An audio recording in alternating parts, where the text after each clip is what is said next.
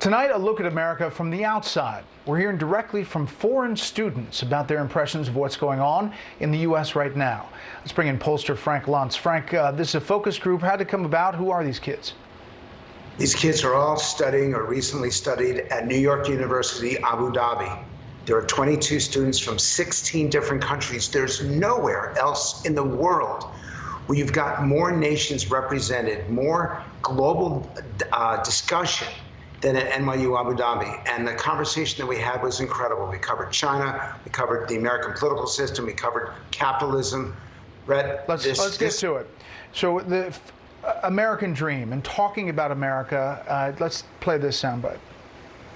You hear people that go and come back and tell you that the American dream literally doesn't exist, right? I feel like it's just a bit messed up. I've recently seen that decrease. People don't want to go to the U.S. as much as they wanted to before because they see that right now it's not as it was in the past.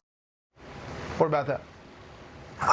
They wish the American dream was still alive, and their dream was to come to America to study, work, and potentially live.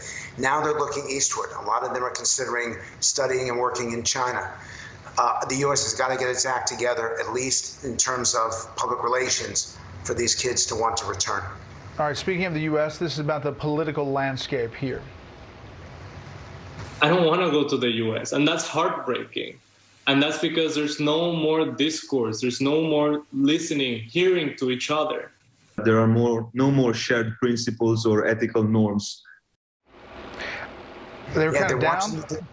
They're watching the division. They're watching the anger. They're watching the fact that all we do is yell at each other, and it's hurting our image. It's not just a challenge for us in this country.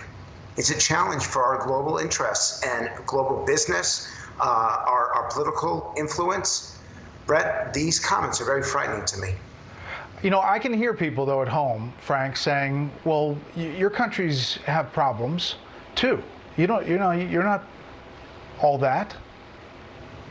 Yeah, but these are the best and brightest. These are the top 0.1% of students. These are the ones that we want in this country. And right now, they don't want to come. All right, here's the last one. Superpower race with China. As long as we are able to maintain the speed of growth, we'll definitely exceed America. It has been strategizing this for the longest time.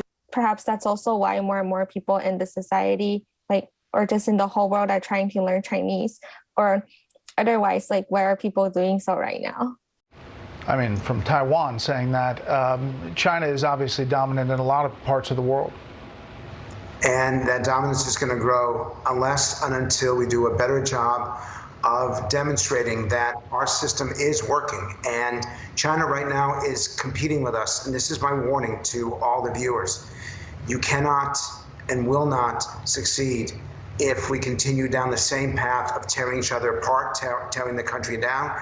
That we have to find some way to return to the way we used to be, open and embracing and welcoming of the world. All right, Frank, very interesting. Foreign students from 16 different countries. As always, thank you.